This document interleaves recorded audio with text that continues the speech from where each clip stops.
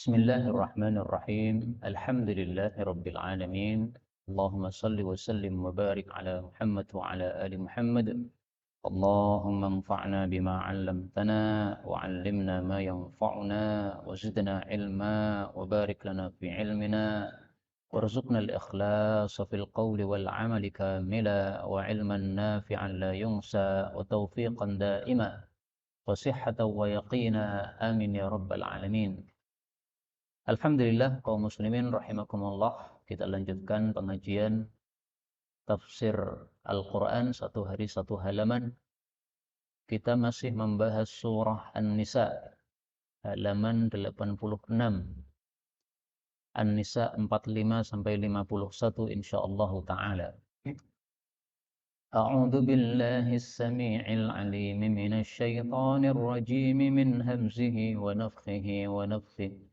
والله أعلم بأعدائكم وكفى بالله وليا وكفى بالله نصيرا من الذين هادوا يحرفون الكلم عن مواضعه ويقولون سمعنا وعصينا واسمع غير مسمع وراعنا ليا بألسنتهم وطعنا في الدين ولو أنهم قالوا سمعنا وأطعنا واسمع وانظرنا لكان خيرا لهم وأقوم ولكن لعنهم الله بكفرهم فلا يؤمنون إلا قليلا يا أيها الذين أوتوا الكتاب آمنوا بما نزلنا مصدقا لما معكم من قبل أن نطمس وجوها فنردها على أدبيرها أو نلعنهم كما لعنا أصحاب السبت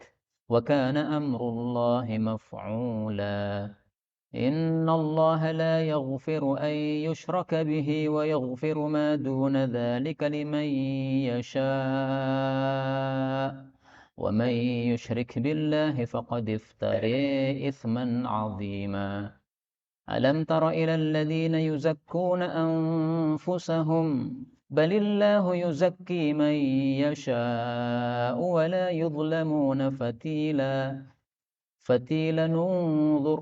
فتيلا ننظر كيف يفترون على الله الكذب وكفى به إثما مبينا ألم تر إلى الذين أوتوا نصيبا من الكتاب يؤمنون بالجبت والطاغوت ويقولون للذين كفروا هؤلاء أهدى من الذين آمنوا سبيلا Alhamdulillahi Rabbil Alamin. Allahumma arhamna bil Qur'ani amin. Pada ayat-ayat yang kita baca ini ada beberapa bacaan yang bisa dua macam. Yang pertama a'lamu, ini dhammah bisa dihapus, dibaca idgham menjadi a'lam bi a'daikum. Kemudian pada ayat 47 adbariha, ba-nya bisa dibaca imalah adbiriha. Kemudian pada ayat yang ke-49 ketika disambung dengan ayat 50 biasanya kita membaca fatilanungdzur. Kenapa begitu? Karena ini asalnya adalah ungdzur. Nah, maka kalau disambung berarti fatilanungdzur. Tapi ternyata di sini ada dua bacaan. Boleh juga dibaca dengan fatilaningdzur. Ini dua qiraah yang benar. Kemudian yang terakhir di sini banyak imalah ya, wakafa, wakafi. Demikian juga ahda, ahdi. Nah, ini semuanya qiraah mutawatirah yang sumbernya dari Rasulullah sallallahu alaihi wasallam. Adapun tafsirnya secara ringkas, maka Allah Subhanahu wa taala mengatakan pada surah An-Nisa ayat 45, wallahu, dan Allah itu a'lamu, lebih mengetahui bi'a'daikum, terhadap musuh-musuh kalian. Wa kafa, dan cukuplah billahi, Allah, waliyan, sebagai pengurus. Wa kafa, dan cukuplah billahi, Allah, nasira, sebagai penolong. Jadi Allah mengingatkan kita bahwa Allah itu lebih paham siapa musuh kita. Karena itu kita harus taat kepada perintah Allah. Misalnya disuruh berhati-hati terhadap orang-orang munafik, ya kita harus berhati-hati, jangan berdekat-dekat. Karena kalau kita disuruh mewaspadai munafik yang mereka adalah musuh, tapi kita malah berdekat-dekat, kita akan mendapatkan madarat dari mereka. Demikian juga Allah menginformasikan Yahudi Nasrani tidak akan rela kecuali kalau umat Islam mengikuti milah atau agama mereka. Nah, berarti kita harus waspada. Kalau kita tidak mau waspada, malah mendekat kepada mereka, mereka Natalan kita ikut ke gereja mereka, nah itu berarti kita tidak memperhatikan ayat ini. Wallahu a'lamu bi'a'daikum. Allah lebih tahu siapa musuh kalian. Maka kita harus berhati-hati terhadap siapapun yang Allah katakan sebagai musuh kita. Mau Yahudi, mau Nasrani, siapapun juga, Allah katakan musuh, kita harus berhati-hati. Kenapa? Karena pada ayat sebelumnya, ayat 44, Allah mengatakan, وَيُرِيدُونَ أَن تَضِلُّوا السَّبِيلَ. Musuh-musuh itu menghendaki kalian sesat jalan. Nah, maka mereka senang kalau kita diundang Natalan mau datang ke gereja, senang bukan main mereka. Karena sudah masuk perangkap yang mereka inginkan. Umat Islam pengennya itu tamayyuh, mereka inginkan umat Islam itu tamayyuh. Tamayyuh itu encer, cuer, mudah bersama dengan agama yang lain. Nah, enggak boleh seperti itu. Tapi Allah katakan wa kafa billahi waliya wa kafa billahi nasira. Cukup Allah sebagai pengurus. Bagi siapa? Bagi orang yang berlindung kepadanya. Jadi seberapapun kuat musuh kita dan seberapapun banyak musuh kita, kalau kita berlindung kepada Allah, Allah akan mengurusi kita dan menolong kita. Sehingga tidak perlu khawatir atau tidak perlu takut. Kemudian Allah mengatakan, minal ladzina hadu, di antara orang-orang Yahudi, ada yang yuharrifuna, mereka mentahrif al-kalima, ucapan, amma wadhi'ihi, dari tempat-tempatnya. Wa yaquluna, dan mereka mengatakan sami'na, kami mendengar, wa asayna, dan kami durhaka. Mereka juga mengatakan wasma', dengarkanlah wahai Muhammad, ghaira musma', semoga kamu tidak bisa mendengar. Wa ra'ina, dan ra'ina, nanti akan kita terjemahkan. Layyam bi alsinatihim, itu memutar lidah mereka. Wa ta'nan fid din, dan mencela terhadap agama. Walau annahum, kalaulah seandainya mereka itu qalu, mengatakan sami'na wa ata'na, kami mendengar dan kami mentaati, dan juga mengatakan wasma' wangdurna, dengarkanlah kami, perhatikanlah kami, lakana khairal lahum, itu adalah lebih baik bagi mereka daripada ngomong yang pertama tadi. Wa aqwam, dan lebih lurus ucapannya. Walakin, akan tetapi, la'anahumullah, Allah laknati mereka.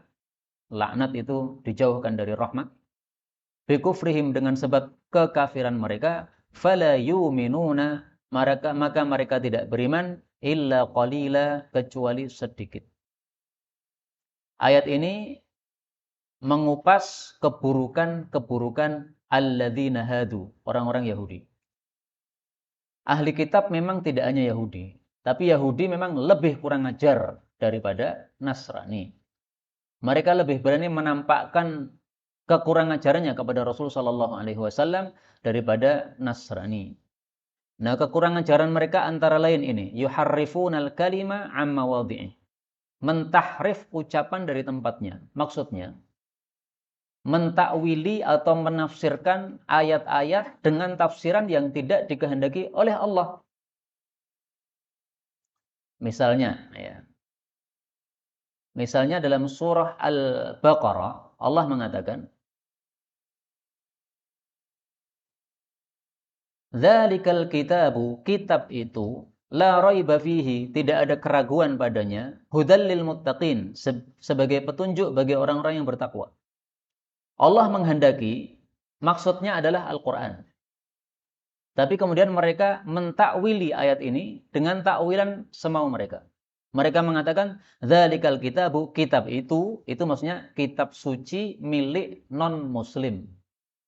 Kenapa? Karena kalau yang dimaksud Al-Quran, mestinya tidak pakai dzalika, tetapi hadza. Karena orang Arab menyebut yang di depannya itu hadza. Tapi menyebut yang di luar sono itu dzalika. Nah, ini contoh mentakwilkan ayat tidak sesuai kehendak Allah. Allah memaksudkan dzalikal kitab itu Al-Qur'an. Tidak ada perselisihan pendapat dari ulama bahwa dzalikal kitab itu Quran. Lah kalau ditanya kenapa pakai dzalika yang biasanya untuk menunjuk sesuatu yang jauh, yang di luar. Sementara yang dimaksud di sini malah Al-Qur'an. Maka jawabannya adalah ini untuk menunjukkan tingginya derajat Quran. Saking tingginya derajat Quran seolah-olah di tempat yang jauh sekali. Padahal Quran berada di depan kita sedang kita baca dzalikal kitab. Nah, ini contoh mentakwil Al-Quran atau ayat dari tempat yang semestinya. Termasuk juga menyelewengkan sifat-sifat Nabi Muhammad SAW. Ini ada ayat tentang sifat Nabi Muhammad dalam kitab suci mereka. Nah, diselewengkan. Baik itu diselewengkan kalimatnya diubah, baik itu diselewengkan maknanya. Kalau diselewengkan maknanya berarti ayatnya, lafalnya tidak diubah, dibiarkan.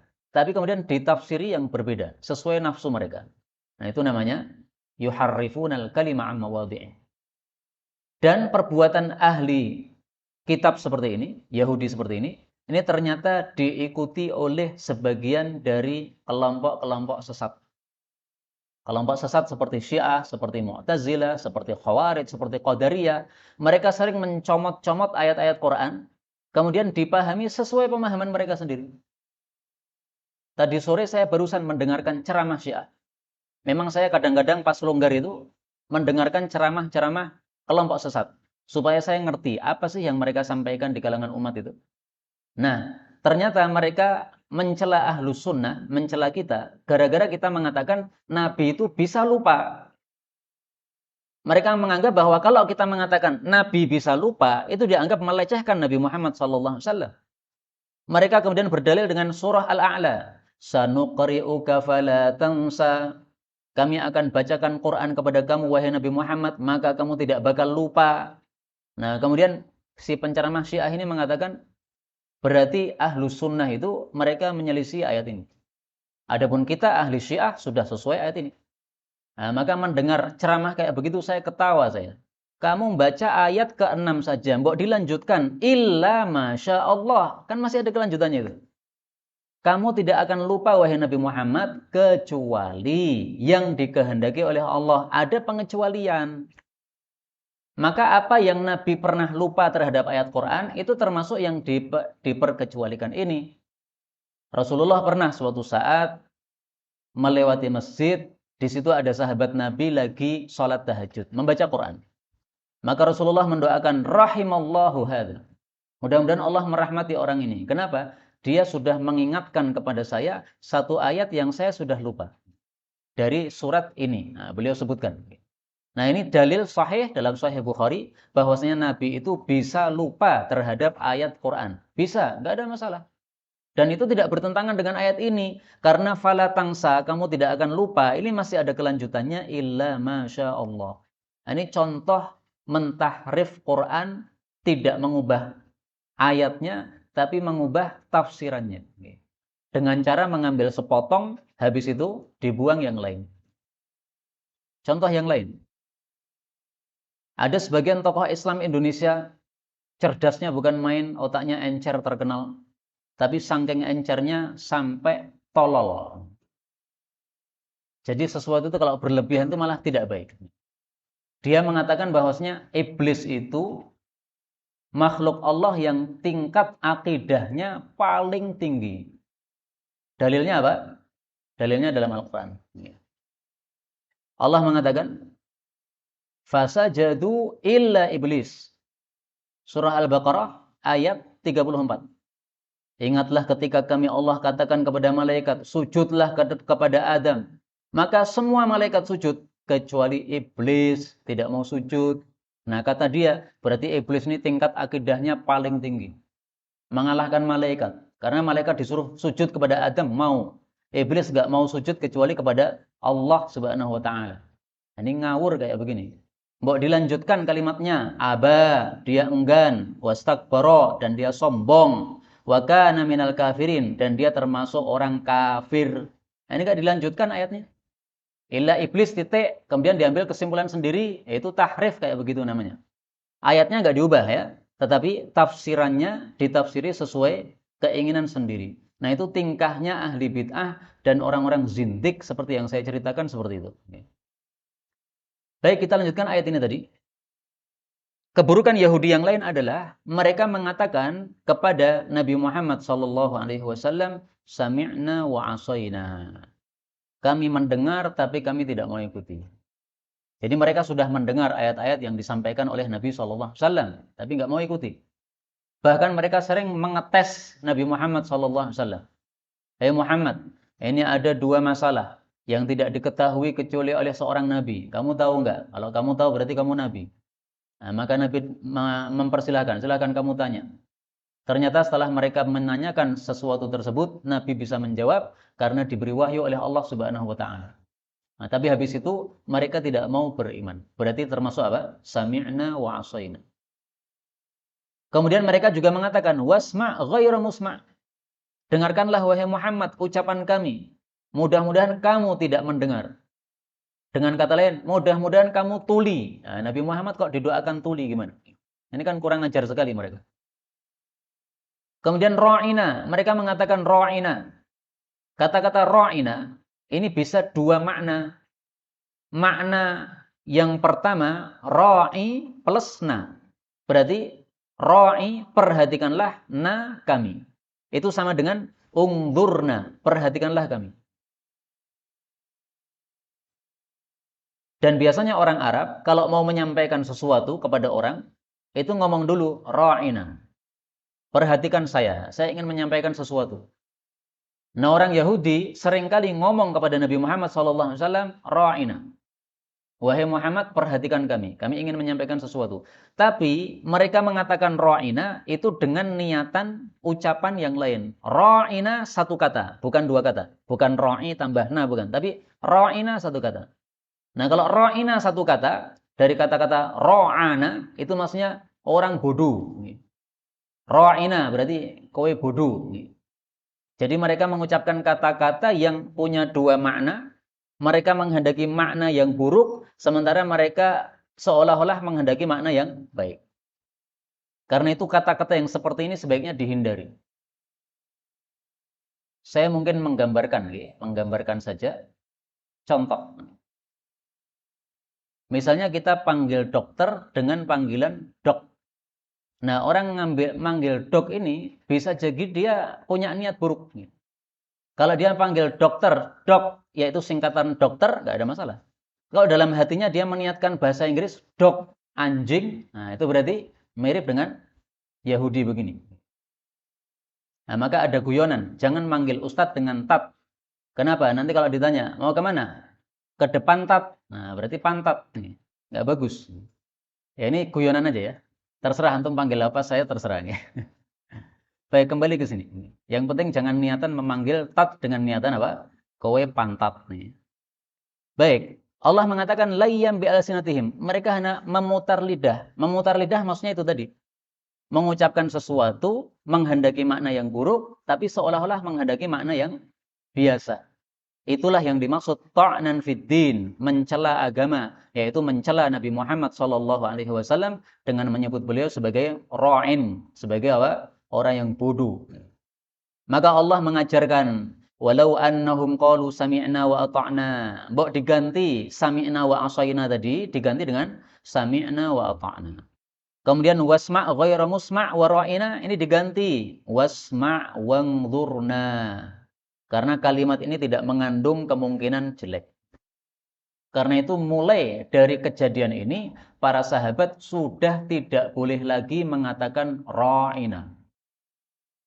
Meskipun kata-kata ra'ina itu biasa diungkapkan oleh orang Arab dengan makna yang biasa. Perhatikanlah kami ingin menyampaikan suatu masalah.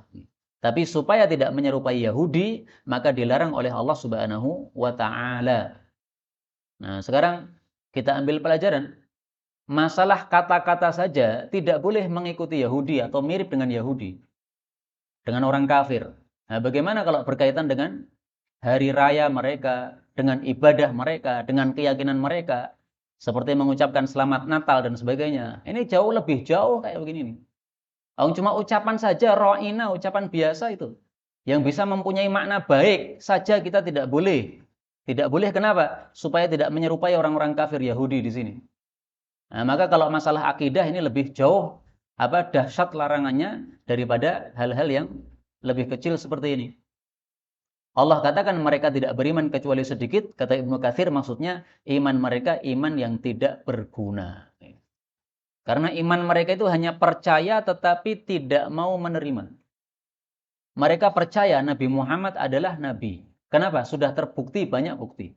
Tapi nggak mau menerima. Nah, maka iman seperti itu tidak berguna sama sekali. Allah mengatakan, ya ayyuhalladzina utul kitaba, wahai orang-orang yang diberi kitab, yaitu Yahudi dan Nasrani. Aminu, berimanlah kalian, bima, dengan apa yang nazzalna, kami Allah turunkan, yaitu Al-Quran. Musaddiqan, yang membenarkan, lima ma'akum, terhadap apa yang bersama kalian, yaitu kitab suci mereka. Min qabli, sebelum, an-natmisa, bahwa kami menghapus, wujuhan, wajah-wajah, yaitu wajah-wajah kalian. Fanaruddaha, lalu kami membalik wajah-wajah itu, ala adbariha, pada belakang-belakangnya. Au nal'anahum, atau kami laknati mereka, kama, sebagaimana la'anna, kami laknati ashabas sabat, pelanggar-pelanggar di hari Sabtu. Wa kana, dan adalah amrullahi, perintah Allah itu maf'ula, pasti terlaksana. Ayat ini dakwah dari Al-Quran kepada ahli kitab, baik Yahudi maupun Nasrani, untuk mengikuti Quran.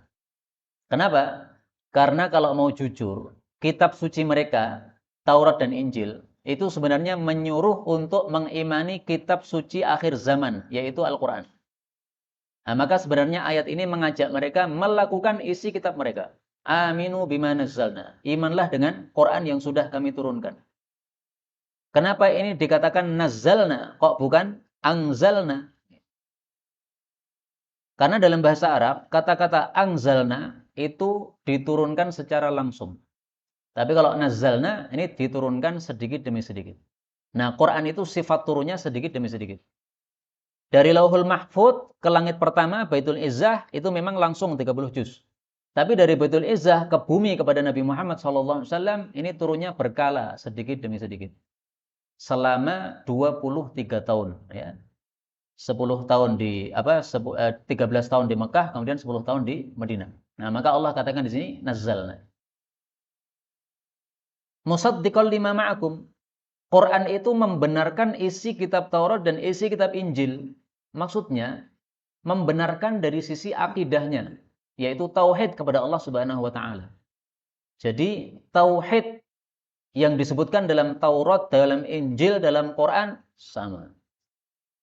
Kalau sekarang kita temukan dalam Taurat dan Injil, tauhidnya tidak sama dengan Quran, itu berarti Taurat Injil yang sudah diubah. Dalilnya apa? Ayat ini. Musaddiqan, membenarkan, berarti isinya sama. Lah terus kalau isinya Quran dengan Taurat Injil sama, bedanya di mana? Bedanya di syariatnya atau di hukum. Jadi kan ada akidah, ada syariah kan? Akidah yang tentang tauhid, mengesahkan Allah Subhanahu wa taala, sama itu. Semua nabi sama akidahnya, yaitu tauhid, mengesahkan Allah. Bedanya cuma di syariah, aturan-aturan. Mungkin ada makanan-makanan di masa Taurat haram, di masa Injil halal, di masa Quran haram lagi misalnya. Seperti itu boleh. Berbeda hukum antara Taurat, Injil, dan Quran. Tapi dalam masalah akidah tidak mungkin beda. Maka Allah katakan di sini musaddiqan, isinya membenarkan, sama. Allah mengancam, kalau kalian tidak mau membenarkan isi Quran, maka min qabli an natmisa wujuhan. Nanti wajah-wajah kalian kami hapus. Dihapus itu maksudnya wajah tanpa mata, tanpa hidung, tanpa mulut, tanpa telinga. Ya, ini Allah mampu kayak begini. Jadi ini ancaman dari Allah. Kalau kalian tidak mau percaya Quran, maka nanti kami mampu untuk menjadikan wajah kalian terhapus. Fanaruddaha ala adbariha. Kemudian dibalik ke belakang. Yang wajahnya asalnya menghadap ke depan ini dibalik ke belakang. Maka andaikan kembali matanya, kembali muncul hidungnya dan sebagainya, tidak bisa maju berjalan ke depan. Majunya pasti ke belakang. Kenapa? Matanya di belakang. Jadi dua ancaman dari Allah ini. Ancaman pertama natumis. dihapus, wajahnya halus tanpa apa-apa, Allah mampu. Ancaman yang kedua, fanaruddaha, dibalik ke belakang. Kenapa ancamannya seperti ini? Karena mereka ketika tidak mau mengikuti Quran, itu sama dengan membalikkan diri dari petunjuk. Mereka sudah dikasih kitab Taurat, dikasih kitab Injil, ini petunjuk. Tapi mereka tidak mau pakai, berarti seolah-olah apa? Menyimpang. Nah, kalau perbuatannya menyimpang, maka wajahnya dibikin menyimpang juga. Dibikin terbalik oleh Allah Subhanahu wa Ta'ala. Au nal'anahum, atau dilaknat oleh Allah sebagaimana Allah sudah melaknat pelanggar pada hari Sabtu. Ini maksudnya apa? Ini maksudnya yang disebutkan dalam surah Al-A'raf. Antum tulis As-Sabt pada surah Al-A'raf ayat 163. Wasalhum 'anil qaryatil lati kanat hadiratal bahr. Tanyalah kepada mereka tentang desa yang di dekat laut. Il ya'duna fis sabt. Ketika mereka melanggar pada hari Sabtu. Itta'tihim hitanuhum yawma sabtihim syurra'a. Pada waktu ikan-ikan mereka pada hari Sabtu muncul, berdatangan muncul. Wa yawma la yasbituna la ta'tihim. Tapi di lain hari Sabtu, ikan-ikan tidak bermunculan. Jadi Allah menjadikan hari Sabtu sebagai hari ibadahnya orang-orang Yahudi. Maka mereka dilarang untuk mencari ikan, menjala ikan. Kenapa? Ini hari ibadah, fokus ibadah. Nah, mereka melanggar dengan cara masang jaring hari Jumatnya. Hari Sabtu mereka tidak menjaring, tetapi kan sudah masang sebelumnya. Nah, nanti begitu masuk hari Ahad tinggal ngambil jaringnya. Itu berarti ya'dun, melanggar. Karena itu tidak boleh pada hari Jumat kita melakukan bisnis jual beli. Sudah dikumandangkan azan Jumat, jual beli haram. Kalau nekat gimana? Kalau nekat tidak sah jual belinya. Nah, mungkin orang sekarang mengakali, saya menutup toko saya. Kemudian datang ke masjid karena sudah mendengar azan Jumat. Tapi masih bawa HP. Nah, ketika ada yang jual beli online karena dia punya toko online, maka sambil dilayani, sama saja itu. Itu sama saja ya'duna fis sabt, melanggar pada hari Sabtu, yaitu menjalannya, masangnya pada hari Jumat, tapi ngambilnya pada hari Ahad. Berarti Sabtunya menjaring ikan sama saja. Nah, itulah yang dimaksud ashabas sabt. Itu mereka dilaknat oleh Allah. Laknatnya gimana? Dijadikan sebagai kera maupun babi. Nah, Allah ancam, kami juga mampu melakukan seperti itu. Kemudian Allah mengatakan innallaha, sesungguhnya Allah la yaghfiru, tidak akan mengampuni ayyusyraka bihi, bahwasanya disekutukan terhadap Allah. Wa yaghfiru, dan Allah mengampuni ma duna dzalik, apa saja yang di bawah syirik itu.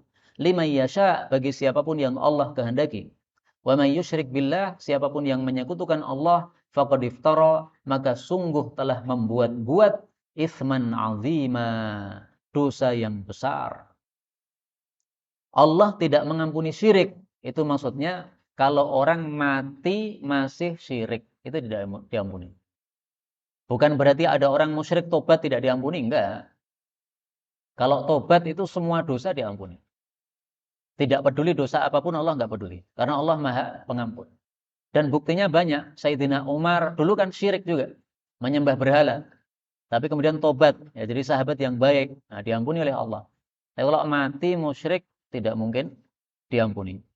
Contohnya siapa? Paling gampang Abu Thalib, paman Nabi SAW. Suruh mengucapkan la ilaha illallah, tidak mau. Malah mengatakan huwa ala dini abih. Dia masih mengikuti agama bapaknya, yaitu Abdul Muttalib, kafir musyrik. Nah, maka tidak mungkin diampuni oleh Allah Subhanahu wa taala. Wa yaghfiru ma duna dzalika liman yasha. Adapun dosa-dosa selain syirik, yang paling besar adalah membunuh, berikutnya adalah berzina, ada lagi dalam hadis adalah riba. Nah, maka itu masih bisa diampuni oleh Allah Subhanahu wa taala meskipun ketika mati belum tobat. Seorang muslim mati belum tobat dari riba. Ketika mati dia masih menjabat sebagai direktur bank. Banknya konvensional yang sama sekali tidak menggunakan syariah. Atau namanya bank syariah tapi isinya sama, ya. Isinya sama dengan konvensional, sama saja. Nah, maka orang seperti itu masih ada kemungkinan diampuni. Tidak harus diampuni ya, tapi ada kemungkinan. Karena di sini Allah katakan lima yasha. Bagi orang yang Allah kehendaki. Kalau tidak dikehendaki, tidak bisa juga. Nah, maka dosa bid'ah itu juga termasuk di sini. Orang mati dalam keadaan sebagai Syiah, mati sebagai Mu'tazilah, mati sebagai Khawarij, itu termasuk wa yaghfiru ma duna dzalika liman yasha apabila kebid'ahannya belum sampai derajat kafir. Karena bid'ah dibagi dua. Ada bid'ah yang mukaffirah sudah sampai derajat kafir, ada yang mufassiqah hanya derajatnya fasik saja. Kalau derajatnya fasik itu sama dengan pemakan riba tadi. Dia mati belum tobat dari riba, masih nekat menikmati apa? Riba. Nah, itu masih bisa diampuni oleh Allah Subhanahu wa taala. Tapi jangan kita meremehkan ya. Yang penting saya masih muslim. Nah, kalau Allah tidak ampuni gimana? Ya kita nyemplung dalam neraka. Nauzubillahi minasyarri dzalik. Ada satu hadis menegaskan bahwasanya semua dosa selain syirik masih bisa diampuni oleh Allah Subhanahu wa taala. Dalam riwayat Bukhari, Rasul sallallahu alaihi wasallam bersabda, "Tadi datang kepada saya seseorang dari Allah Subhanahu wa taala." Ya, malaikat biasanya. Dia memberitahu saya bahwasanya siapapun mati di antara umatku, umat Islam, tidak mensekutukan Allah sedikit pun, maka dakhalal jannah. Dia bisa masuk jannah. Jadi dakhalal jannah ini bukan langsung masuk jannah, bukan ya. Tapi apa? Bisa masuk jannah. Qultu, maka Abu Dzar bertanya, wa in zana, wa in saraqa? Meskipun berzina, meskipun mencuri, Nabi mengatakan wa in zana wa in saraqa. Meskipun berzina, meskipun mencuri. Kenapa? Karena zina dan mencuri itu dosa di bawah syirik. Jadi masih bisa diampuni oleh Allah. Kalau ada orang berzina atau mencuri, setelah itu tobat, pasti diampuni, pasti. Tapi kalau zina atau mencuri sampai mati belum tobat. Nah, orang seperti ini bagaimana? Tahtal masyiah, di bawah kehendak Allah. Ada kalanya diampuni, ada kalanya tidak. Kalau tidak diampuni, berarti masuk neraka dulu. Sampai bersih dosanya, baru dikeluarkan dari neraka. Kalau diampuni, maka tidak perlu masuk neraka. Langsung masuk surga. Meskipun berzina, meskipun mencuri, dan belum tobat sampai mati. Tapi karena dia punya kebaikan yang lain misalnya. Menyebabkan Allah jadi rahmat kepada dia. Akhirnya dirahmati. Udah, kamu saya maafkan saja. Saya masukkan ke dalam surga langsung. Itu bisa. Tapi kita tidak bisa memvonis ini orang pasti dapat ampunan, nggak bisa. Wong ini lima yasha, bagi orang yang dikehendaki oleh Allah saja, dan kita nggak tahu siapa yang dikehendaki, siapa yang tidak. Kemudian di sini Allah menyebut syirik adalah itsman azima, dosa yang besar, dan memang tidak ada dosa yang lebih besar daripada syirik kepada Allah Subhanahu wa taala. Mari kita lihat bagaimana Nabi mengurutkan dosa besar. Rasulullah ditanya, ini riwayat Bukhari, ayyudz dzambi 'indallahi akbar? Dosa apa paling besar di hadapan Allah? Qala, beliau menjawab, anta ja'ala lillahi nidda, engkau mensekutukan Allah wa huwa khalaqak. Padahal Allah menciptakan kamu, malah kamu sekutukan. Tsumma ay, kemudian apa lagi setelah itu? Beliau menjawab, antaqtula waladaka, kamu bunuh anakmu, khasyata ayyat'ama ma'ak, karena khawatir dia makan bersama kamu. Ini zaman dulu ya. Seringkali membunuh anak. Terutama anak-anak putri. Tapi anak laki-laki pun juga kadang-kadang dibunuh. Karena khawatir apa? Semakin miskin. Karena duitnya sedikit maka muncul anak dibunuh. Hadis ini meskipun disebutkan membunuh anak. Tetapi membunuh selain anak pun sama. Yaitu dosa terbesar setelah syirik. Terutama membunuh anak. Yang ketiga, antuzania bihalilati jarik. Berzina dengan istri tetangga kamu. Bukan berarti kalau bukan istri tetangga dosa kecil, bukan. Semua zina adalah dosa besar, nomor 3. Jadi urutannya ini tolong dihafalkan. Syirik itu pertama, kemudian membunuh itu kedua, terutama membunuh anak. Kemudian ketiga zina, terutama zina kepada istri tetangga. Kenapa kalau berzina dengan istri tetangga dosanya lebih besar? Karena melanggar 2 hak. Hak tetangga dan hak dia sebagai perawan, tidak boleh kita berhubungan dengan dia. Kok sebagai perawan apa? Sebagai istri orang yang kita tidak boleh berhubungan dengan dia. Itu dalilnya dalam Al-Qur'an, walladzina la yad'una ma'allahi ilahan akhar, tidak syirik, wala yaqtuluna an-nafsa, tidak membunuh, wala yaznun, tidak berzina. Itu surat Al-Furqan ayat 68. Nah, maka pembunuhan laskar, 6 laskar pada Desember tahun lalu, 2020, ya, itu tidak akan kita lupakan. Kenapa? Itu dosa besar nomor 2 setelah syirik.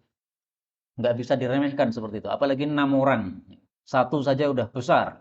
Apalagi 6 orang. Apalagi setelah itu membuat berita-berita palsu dan dusta. Itu dosa di atas dosa. Kemudian Allah mengatakan, alam taro, belumkah engkau melihat ilal ladzina, kepada orang-orang yang yuzakkuna anfusahum, menganggap suci terhadap diri mereka, sok suci. Balillahu, bahkan Allah itulah yuzakki, yang berhak mensucikan atau menetapkan suci mayyasha, siapapun yang dia kehendaki. Wala yuzlamuna, dan mereka tidak akan dizalimi fatila, sedikit pun. Yang dimaksud menganggap suci diri-diri mereka ini adalah orang-orang Yahudi dan Nasrani. Apa kata Yahudi dan Nasrani? Mari kita lihat dalam Al-Qur'an. Disebutkan, waqalatil yahudu wan nasara, Yahudi dan Nasrani mengatakan, nahnu abna'ullah, kami ini putra-putra Allah, wa ahibba'uh, kami juga kekasih-kekasih Allah. Nah, ini menganggap suci diri mereka. Menganggap yang masuk neraka itu adalah kaum muslimin, Muhammad dan sahabatnya itu yang ahli neraka. Kami putra Allah, kekasih Allah, tidak bakal masuk neraka. Maka Allah suruh menjawab, falima yu'adzibukum bidunubikum. Kalau kalian putra-putra Allah, kenapa Allah siksa kalian dengan sebab dosa kalian? Ada yang diubah jadi babi, ada yang diubah jadi kera dan sebagainya. Nah, itu kenapa disiksa oleh Allah kalau Allah cinta kalian? Ada lagi ayat yang lain. La yadkhulal jannah illa man kana hudan aw nasara. Mereka mengatakan tidak bakal masuk surga kecuali Yahudi atau Nasrani. Allah suruh bantah, tilka amanihum. Itu hanya kebohongan mereka saja. Atau angan-angan mereka saja. Ada lagi mereka mengatakan, lan tamassana an-nar illa ayyaman ma'dudah. Mereka mengatakan tidak akan menyentuh kami api neraka kecuali beberapa hari saja. Mereka mengatakan kami kalau masuk neraka itu hanya 40 hari. Kenapa? Karena Nabi Musa meninggalkan kami selama 40 hari, pada waktu itulah kami syirik kepada Allah, menyembah pedet anak sapi. Nah, maka kalau kami masuk neraka ya kami juga 40 hari, karena kami menyembah pedetnya juga 40 hari. Terus setelah itu gimana? Setelah itu kamu, wahai Muhammad, dan sahabat-sahabatmu dan umatmu, itu menggantikan kami kekal di neraka. Ini perkataan Yahudi kurang ajar sekali kepada Rasulullah SAW. Nah, itu seperti itu termasuk yuzakkuna anfusahum, menganggap suci diri mereka. Nah, maka sok suci itu adalah sikapnya orang-orang kafir. Karena itu kita umat Islam jangan sok suci. Sekarang ini kan banyak pengajian-pengajian, banyak jamaah-jamaah, semuanya kaum muslimin, semuanya mengaku ahlus sunnah wal jamaah. Nah, jangan sampai kita menganggap paling benar. Kita menganggap bahwasanya fikih yang kita pegang ini paling benar. Semuanya sesat, salah, neraka. Itu nggak benar kayak gitu. Kalau masalah fikih, masing-masing punya dalil, itu bisanya kita mengatakan, pendapat ini benar menurut saya, ada kemungkinan salah. Pendapat kamu salah menurut saya, ada kemungkinan benar. Begitu. Nggak bisa, Pak. Kita memvonis saya paling benar, nggak bisa. Wala yudhlamuna fatila. Mereka tidak dizalimi sedikit pun. Fatil itu sebenarnya artinya adalah sesuatu yang kita kita pintal. Jadi orang dulu kalau membuat tali itu biasanya kapas ditaruhkan di sini kemudian dipintal gini. Orang-orang Arab menyebutkan sesuatu yang kecil itu sebagai sesuatu yang dipelintir begini. Maka mereka mengatakan fatila, artinya sesuatu yang dipelintir tadi, tetapi maksudnya sesuatu yang sedikit. Wala yudhlamuna fatila, mereka tidak dizalimi sedikit pun, artinya pahala tidak akan dikurangi oleh Allah sedikit pun. Allah mengatakan, ungdur, lihatlah, kaifa, bagaimana, yaftaruna, mereka membuat-buat, alallahi, atas nama Allah, al-kadhiba, kedustaan. Maksudnya tadi, menganggap suci diri sendiri. Itu berbuat dusta atas nama Allah. Wa kafa billah, dan cukuplah, wa kafa bihi, dan cukuplah Allah, dan cukuplah hal itu itsman sebagai dosa mubina yang nyata.